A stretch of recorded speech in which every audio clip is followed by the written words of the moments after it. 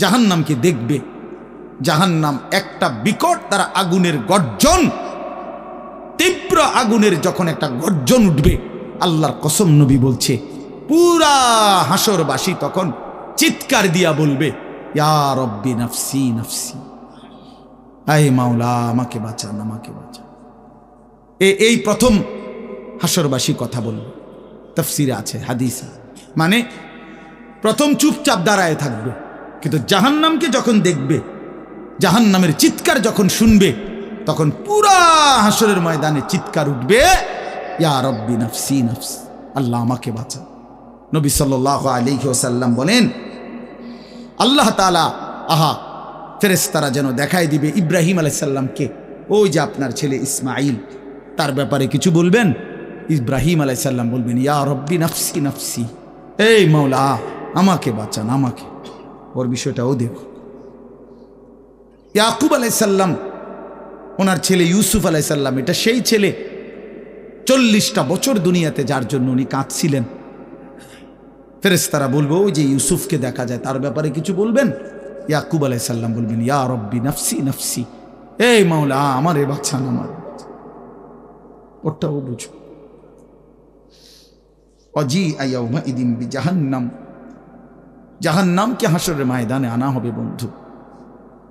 বিষয়টারে তুমি আমি খামখেয়ালি মনে করো না বাপ।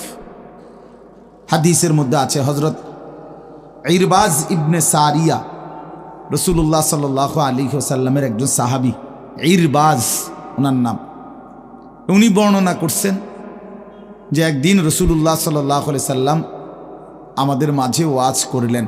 ওয়াজানা রাসূলুল্লাহ সাল্লাল্লাহু আলাইহি ওয়াসাল্লাম। দুই একজন স্বেচ্ছাসেবক ভাই কাজ করে খেদমত করো, যে বলো যে বসতে।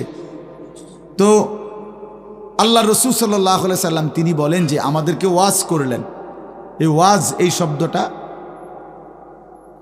কোরআনের শব্দ, রাসূলুল্লাহ সাল্লাল্লাহু আলাইহি সাল্লামের জন্য ব্যবহৃত শব্দ।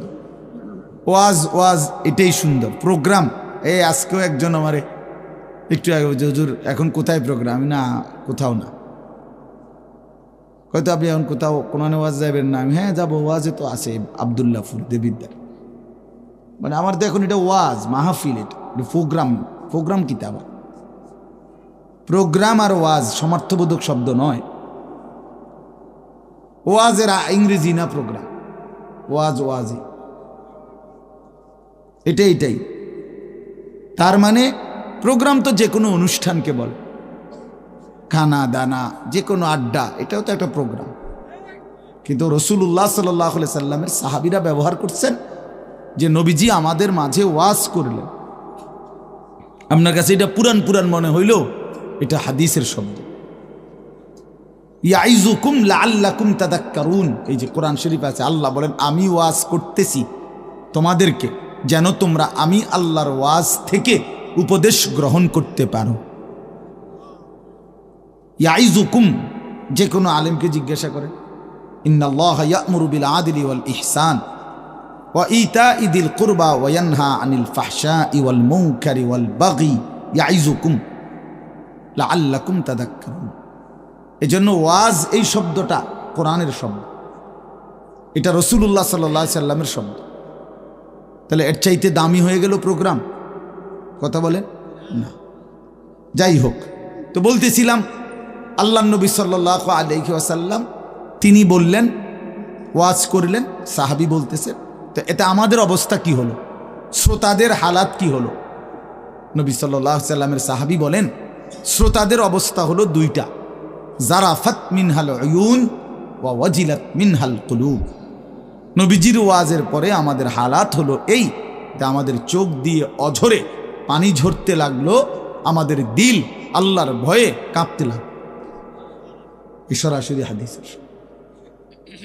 তাহলে ওয়াজের মাকসাদ বুঝলেন কিনা, যে কি হওয়া উচিত ছিল? চোখে পানি ঝরছে আর দিল আল্লাহর ভয়ে কাঁপতেছে।